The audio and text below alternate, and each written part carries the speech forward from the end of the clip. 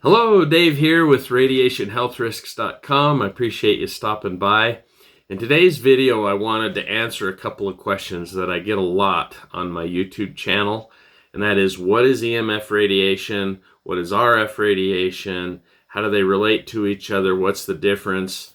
And then I wanted to touch a little bit on some of the basic ways to protect against those things.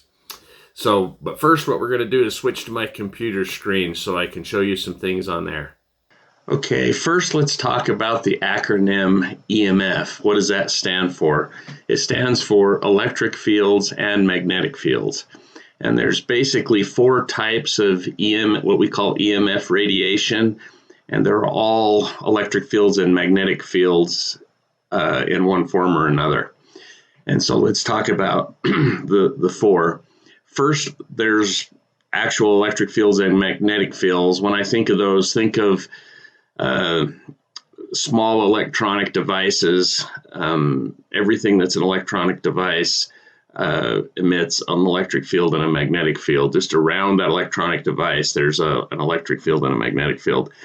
The third type is what we call radio frequency radiation, or RF radiation. For that, you want to think of a radio wave or a microwave, like your microwave oven. Basically, when electricity, an electrical current, gets to a high enough frequency to where it becomes airborne, that's what a radio wave is, and that's part of RF radiation. We'll talk a little bit more about that in a minute. And then the fourth thing people call electric smog or dirty electricity. Probably the most common thing that I hear people refer to that as is dirty electricity. And for that, think about the electrical wiring in your home. You've got 240 or 120 volts of electricity going through your home, depending on how it's wired and what device it's trying to power. And basically that's going as at the frequency, I should say, of 60 hertz in the United States. So it's a very low frequency. A lot of countries, their electrical current is at 50 hertz, but in the United States it's 60 hertz, so that's what we'll talk about. Now, whenever you try to alter the current in any way, like changing DC current to AC current or AC current to DC current, that causes what they call high frequency spikes and surges, higher frequencies than the electrical wiring in your home is designed to carry. And you get that by either things plugged into outlets on the circuits in your home, like an electrical outlet, or that are actually wired into your home. And then in some way it changes or manipulates the electrical current. And that's what causes those high frequency spikes and surges. And as they travel along the wiring in your home, they don't stay there. They radiate through the wall and basically pollute the whole home or office. That's why they call it electric smog or dirty electricity. So that's the four types there. Now, let's talk specifically about electric fields and magnetic fields. Again, for these, we're talking about because every electronic device emits electric fields or magnetic fields. But when we refer to these, most often, especially when we're talking about EMF, most often we're talking about small electronic devices. Like here on the image you see, I have a picture of a guy using an electric razor, or a woman using a hairdryer, or an iPad, or a laptop. And now the iPad and the laptop will also emit the more powerful RF radiation, which we'll talk about later. But for right now, we're just talking about the electric fields and magnetic fields. So when you're using devices like a hairdryer or an electric razor, you're not going to hold those close to your body very long. I really wouldn't worry about those, and there's no real protections for those anyway. And again, they're only going to be near you for a second. I really wouldn't worry about it. Electric fields and magnetic fields from these electronic devices, they are carcinogenic. They are a form of EMF radiation, but they're not as powerful they don't travel as far as like dirty electricity or radio frequency RF radiation. And so when I've measured the electric fields and magnetic fields from these types of electronic devices, usually the meter will only pick up the electric field or magnetic field at the most maybe a foot, possibly 2 away from the device. So the best way to protect yourself from electric fields and magnetic fields, honestly, is just distance. They dissipate fast with distance. And so if you see in the bottom 2 pictures, the little girl that has the iPad, she has it sitting on her lap, which I don't recommend, but she has that red case that she has holding it. There's a flat bottom to that. You can't really see it in the picture. But that flat bottom basically is sitting on her lap, and it's a EMF shield. It blocks the electric fields and magnetic fields from going from the iPad through down into her lap. Same thing with the laptop, the woman with the laptop on the lower right. She has if you look real close, that laptop is sitting on a red EMP blocking shield or pad, whatever you want to call it. And again, that stops the electric fields and magnetic fields from going directly through the bottom of the electronic device laptop into her lap. And so if I ever have to have an iPad or tablet or laptop, something like that, and I have to have it on my lap, I'm sitting in an airport or whatever, I always have those protection devices to sit it on, so that the electric fields and magnetic fields are not going directly into my lap. But the best way to do it is if you can get situated at a table and still have the device on the EMF blocking pad, but have it both sitting up on a desk and have it as far away from your body as you can reasonably have it and still do the work that you need to do on it. Because again, the best protection from electric fields and magnetic fields is the distance. Okay, before we finish talking about electric fields and magnetic fields and go on to the other 2 forms of EMF radiation, I want to first talk about one more way that you can protect yourself against electric fields and magnetic fields. Okay, for this type of protection product that I'm going to show you, there's lots of different companies that produce products like this. And to be honest, I've always kind of just thought of them as snake oil, and I've kind of poo-pooed them and just didn't want anything to do with them until I ran across these 2 that I'm going to show you. And the reason that I took a second look at them is because these are the only 2 companies that have actual peer-reviewed independent scientific studies that I can read, that they provide. You can actually read the studies. They're done by reputable labs, and they're, like I said, they're peer-reviewed. And when I read them, they make logical sense. And because of that, they're the only 2 companies that I trust. All of the other companies, you don't know what they're putting in their products. So let's talk briefly about this. If you go to my website, like you can see here, in the main menu of my website, you'll see a featured tab. If you hover over that, the first option is scientific studies. That will take you to the scientific studies page of my website.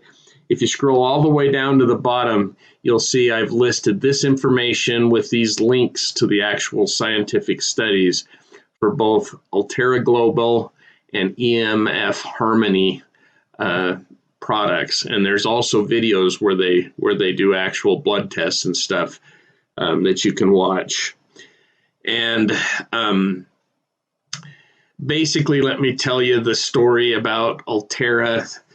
I'm impressed with both of them, but Aulterra is obviously my favorite. Just it's the one I've been aware of the longest. But both of them, the studies are really, really good, and the findings are very, very similar.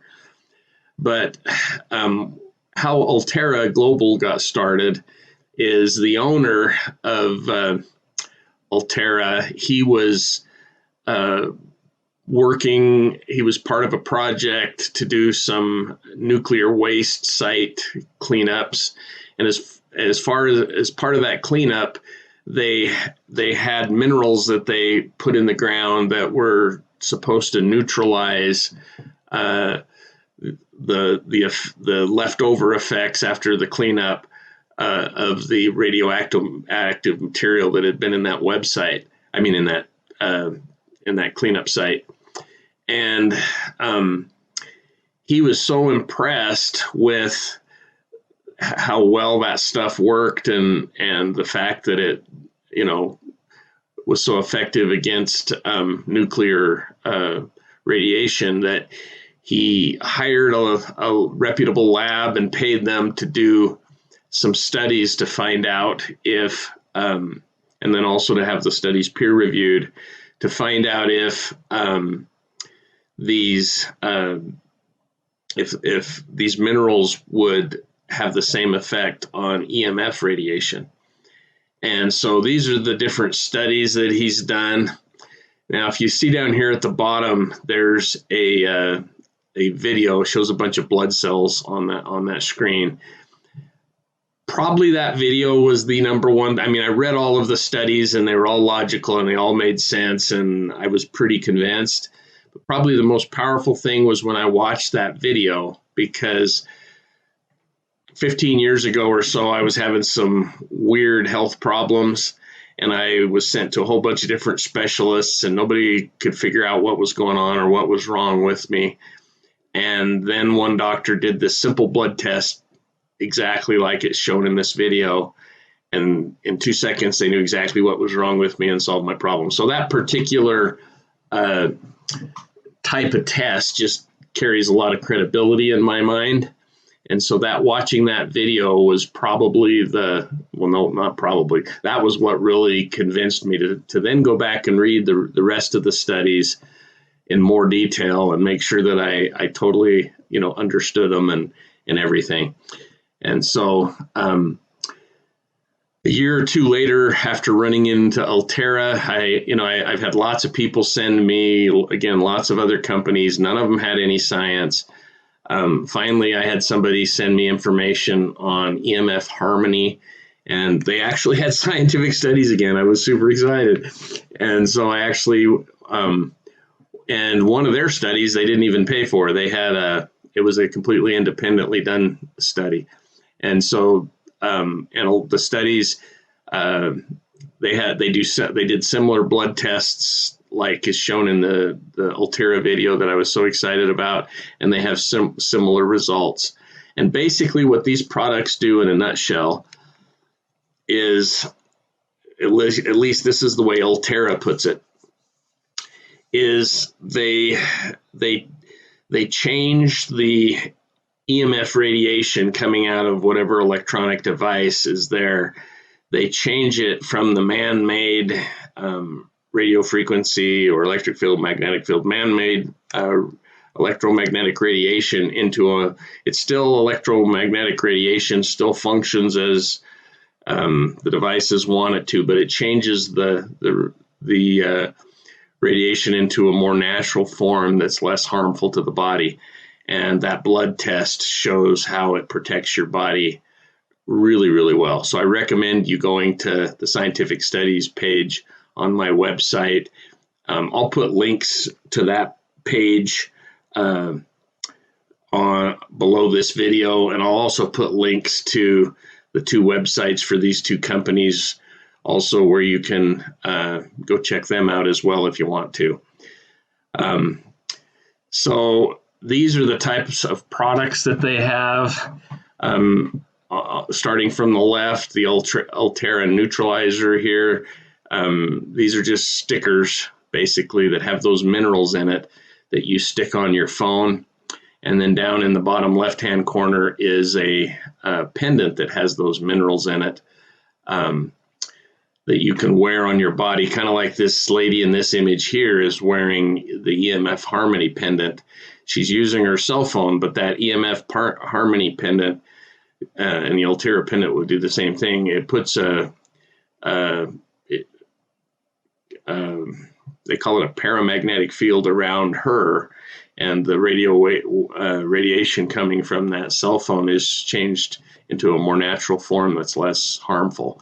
Over here on the right side, this is EMF Harmony. That's their sticker that goes on the cell phone, just like these Aulterra stickers over here go on the cell phone. And then down here is their pendant that you also see shown here. So what I recommend that you do is first go to the scientific studies page on my website, click on all those links, read those studies. It's a little bit scientific jargony. That's not a word, but you get what I'm saying. It's not difficult to understand. And you can read through it, and it makes common sense.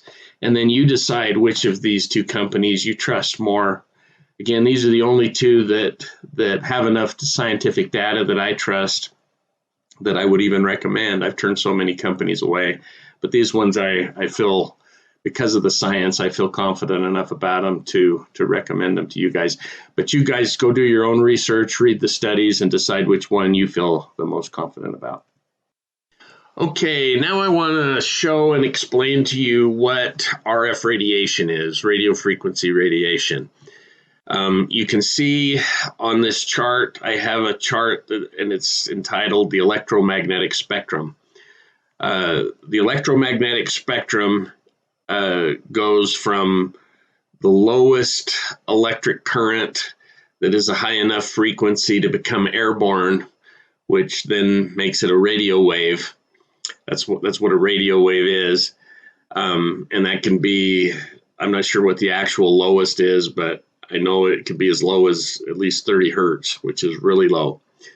All the way up through AM, FM radio, and then microwaves. The radio waves and microwave portion of this electromagnetic spectrum is what they refer to as RF radiation, or radio frequency radiation. It goes from, like I said, the very bottom 30 hertz or possibly a little less, all the way up to the top of the microwave part of the spectrum, which is at 300 gigahertz. So it's a pretty wide spectrum. And that portion of the electromagnetic spectrum, the radio frequency portion, is what they call the non-ionizing portion of the electromagnetic spectrum.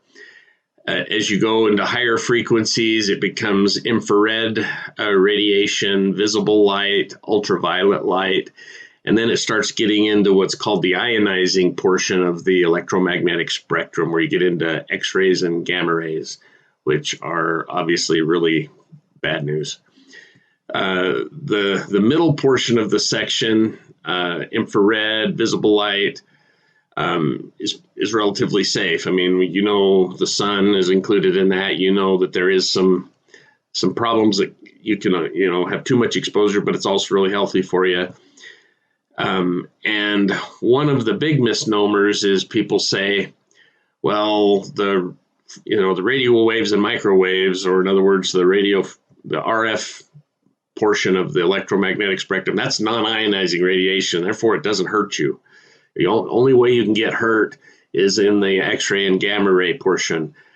But that's just not true, because there's literally, again, if you go to the scientific studies page of my website that I showed you earlier, there's literally hundreds of scientists and doctors and tons of studies that I link to from people all over the world, 35 different countries, that have done studies on this that show that the non-ionizing part of this spectrum, the radio waves and the microwaves, particularly the microwave portion, which goes from about 1 gigahertz up to 300 gigahertz, that portion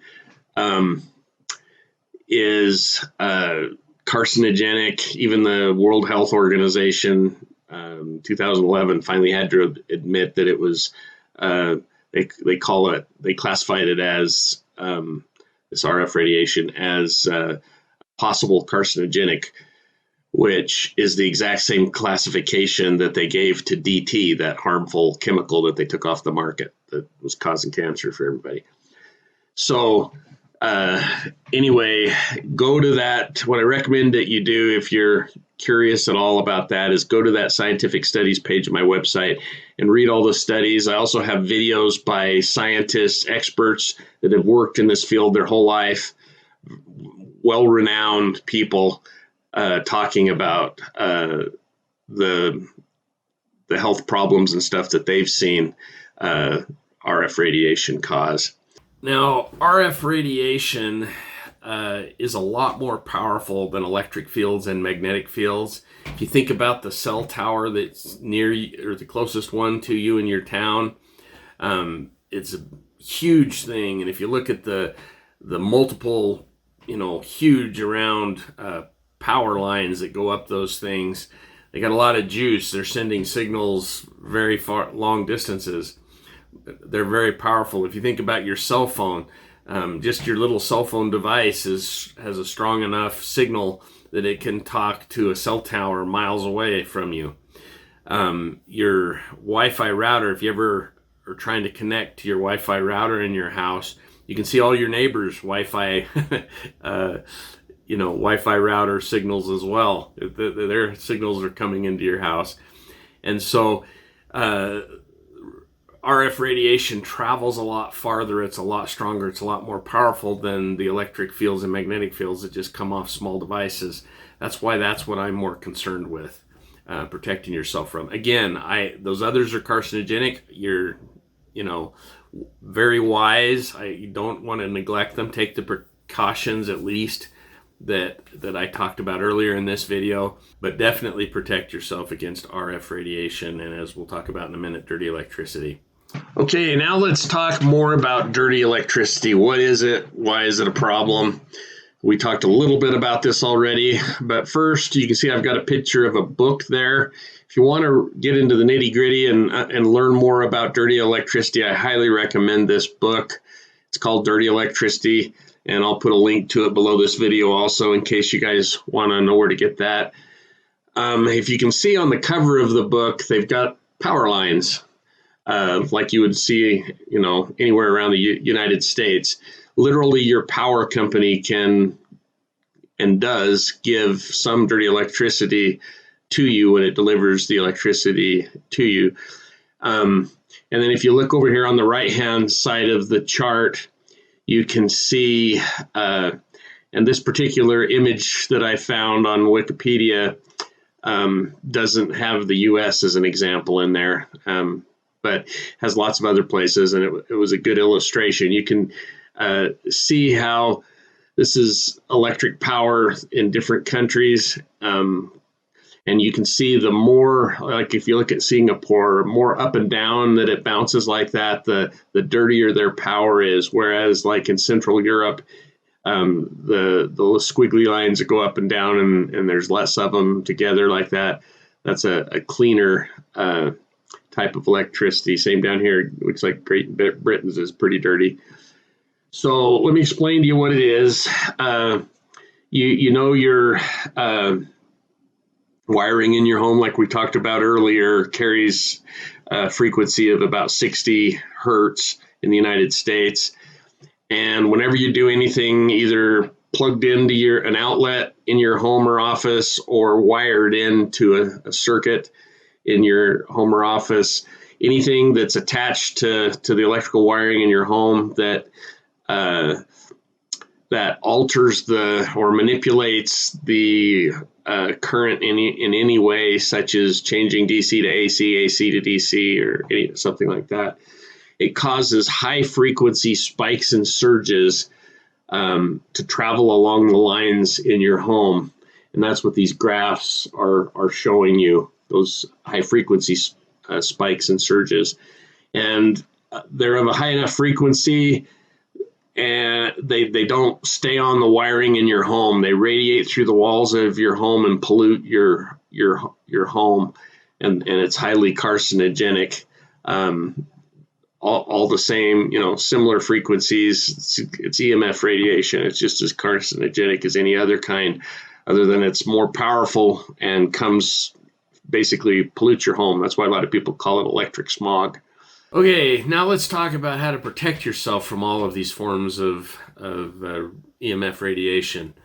We talked earlier about, when we were talking about electric fields and magnetic fields, the shields that you can put under an iPad or a laptop. We talked about Aulterra stickers and how effective they are at neutralizing the EMF radiation.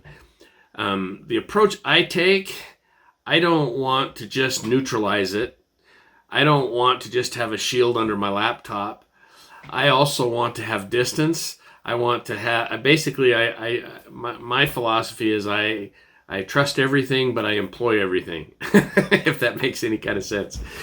So you want to have a Wi-Fi router guard around the Wi-Fi router in your home. You want to have the little basket to set your phone in and make sure that it's at least 4, 5, 6 feet away from you when you're sleeping and higher than your body to block the radiation from coming to your home at night. You want to have Aulterra stickers on each of those devices. You want to have, a pendant. Although I will tell you one thing. I don't have those pendants on me, or I don't have the Aulterra products on my body when I sleep. And I just try to have all the radiation gone and be protected that way. And I have Aulterra devices, stickers on each of the devices. And I have a whole house. Aulterra has a whole house plug that you can plug into your house that works on neutralizing all of the dirty electricity in your house and any RF radiation that comes from any device plugged into your house. So I have that too. But the reason I don't sleep with, when I first got Aulterra, they have this pillow, they call it. It's about that big, and it's full of those minerals. So, I mean, it's a lot of those minerals. And I thought, oh, cool. I just tossed that puppy on my bed, and, my wife and I have a king-size bed. I just tossed it in the middle of all the pillows, and I didn't worry about it. And all of a sudden, I started not being able to sleep. And I never have insomnia, but I couldn't go to sleep. I wasn't sleeping, and when I would go to sleep, I wasn't restful. And I was talking to my wife. I said, I don't know what's going on. Why am I not sleeping good? And then all of a sudden it occurred to me that it started about the same time I'd stuck that little pillow on the bed. And so I took that off and put it at a far corner of the house. And from then on, I slept like a baby again.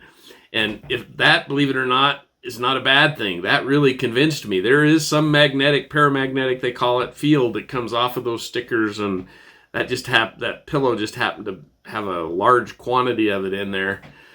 Now I throw that pillow in the car, so when we're driving, we're protected from any of the, radiation that we're exposed to on trips or whatever.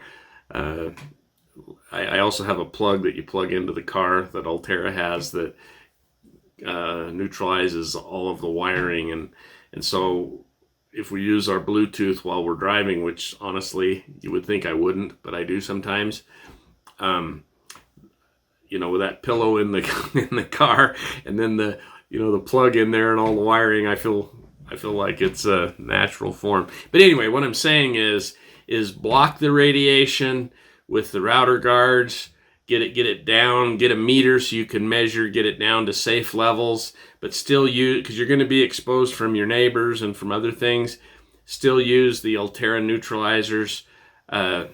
Attack it on all fronts, I guess is my point. So now let's talk about what meters you should have.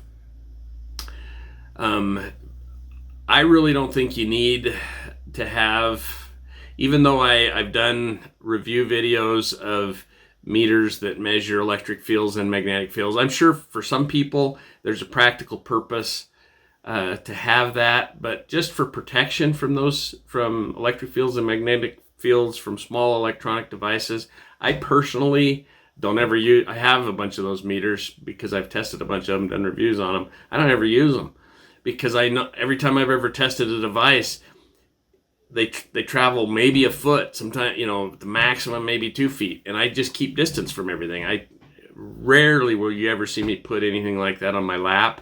I put it up on a table with the shield under it. You know, I have the sticker, the neutralizing sticker on it.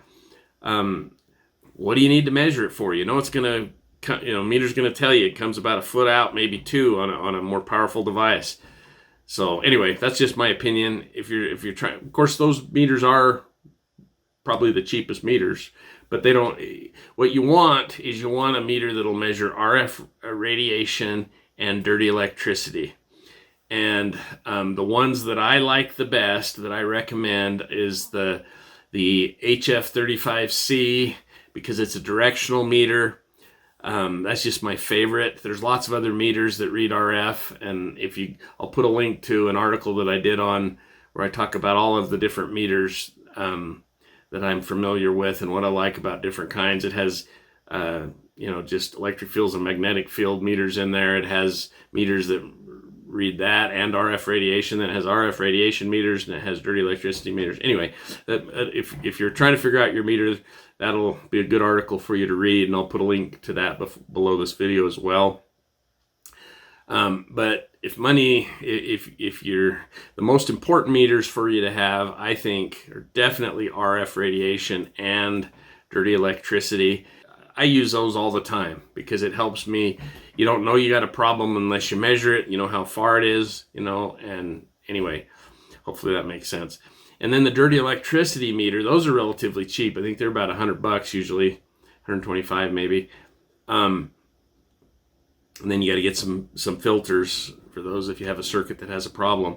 But you don't know. You can't just read a book about dirty electricity and know if you have a problem or not. Believe me, I've tested lots of houses. Some circuits in a house will be really high, and you won't expect it. It'll be the one that you least expect.